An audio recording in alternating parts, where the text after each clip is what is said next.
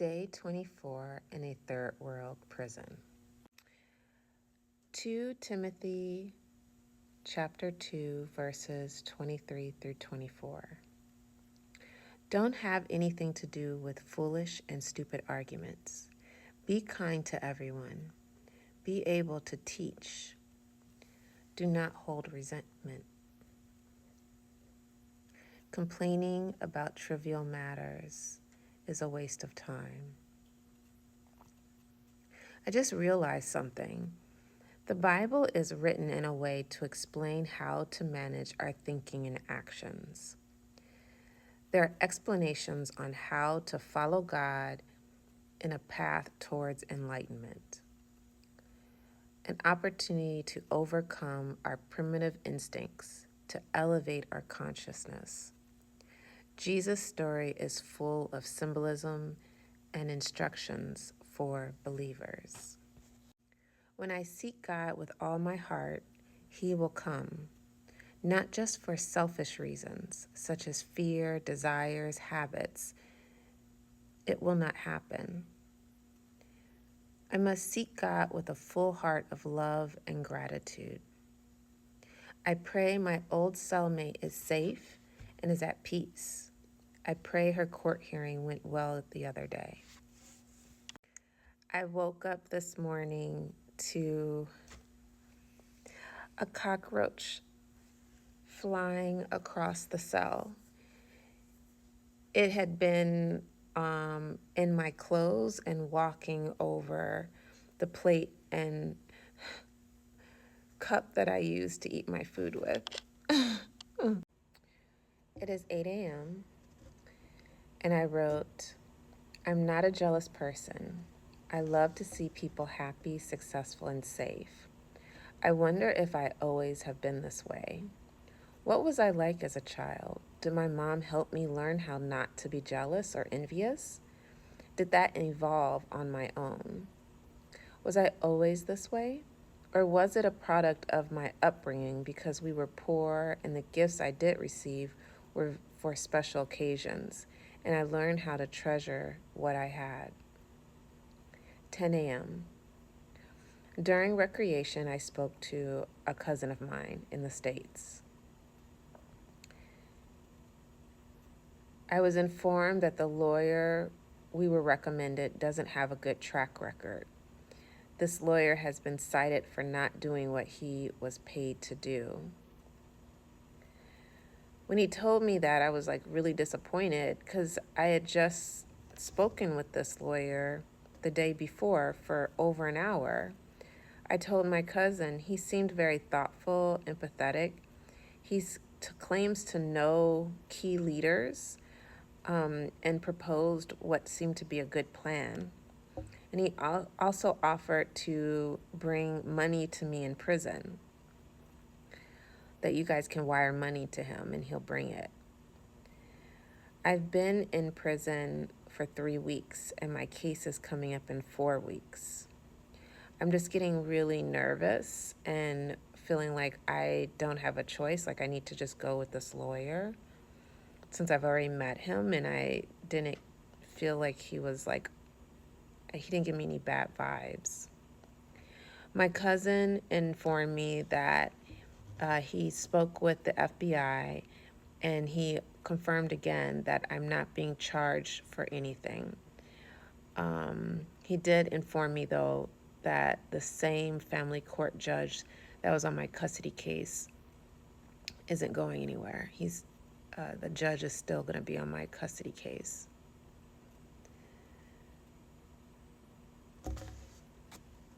I updated my cousin. I let him know that the man that abused me for 3 years contacted the U.S. Embassy and claimed to be a quote-unquote friend of mine, and he wanted to help me. It frustrated me because of his sociopathic behavior. This man that abused me is ridiculously manipulative, and I watched him for years work hand in hand with a very unlawful, corrupt family court case. Nothing this man that abused me does is benevolent. And I watched the court violates so many laws, policies, and statutes. I did not have access to a good legal defense. And I felt like overall it was just a very corrupt experience.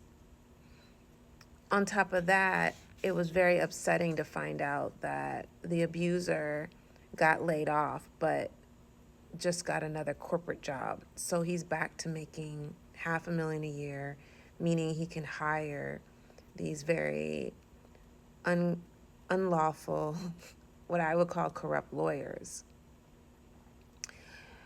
And, it's just overall, it's just been a nightmare. At 9 months pregnant, I watched this man illegally file for custody in another state outside of where I was living. He lied to that court, told that court that he didn't know where I was. He didn't know if I'd given birth yet. Yet there was an active domestic violence restraining order against him when he made this fraudulent filing.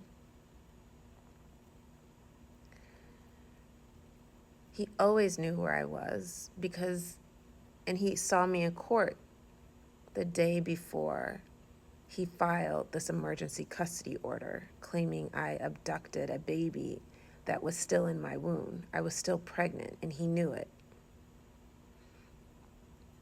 And what frustrated me is that the judges in this other state that he filed in accepted his custody petition. They didn't know if they knew that I didn't live in that state. They didn't have confirmation that there was even a child born, so there was no birth certificate or anything. Why was that case opened? Everyone who's been involved in my court cases have ruined my daughters and my life. And all because of a highly toxic, manipulative man. So for him to call the U.S. Embassy and claim to be a quote-unquote friend of mine and he wants to help me, I knew was a farce. I knew it was a setup. I knew that there was something underlying to it. And lo and behold, 2 months later, it turned out to be just that. I found out later on that the only reason why he wanted to pay for my ticket to come back to the U.S. is so that he could have me served with more court paperwork, and try to get me arrested. Plus, he had filed a no contact restraining order against me so that I could not have any contact with my daughter or him. I could care less about being in touch with him, but no contact with my daughter. And he had gotten that filed and approved by this corrupt judge April 21st, 2025. When he contacted the U.S. Embassy, it was April 29th, 2025. So he had an active no contact restraining order against me. He's calling the U.S. Embassy, claiming I'm a friend, claiming he wants to help me get me back to the U.S. It was a setup. Everything he does is a setup. He has chosen to be a villain in this storyline. He's been a villain ever since I met him, July 2020. Nothing he does is healthy, is functional, is normal. Everything he does, there is control underlying it. It's manipulation. It's objectifying me. It's treating me like a piece of property and an object. And I feel as though he's doing the same thing to my daughter. My daughter is just something to possess and to control and to manipulate. And how is he going to abuse me for 3 years and magically not abuse my daughter? Make that make sense.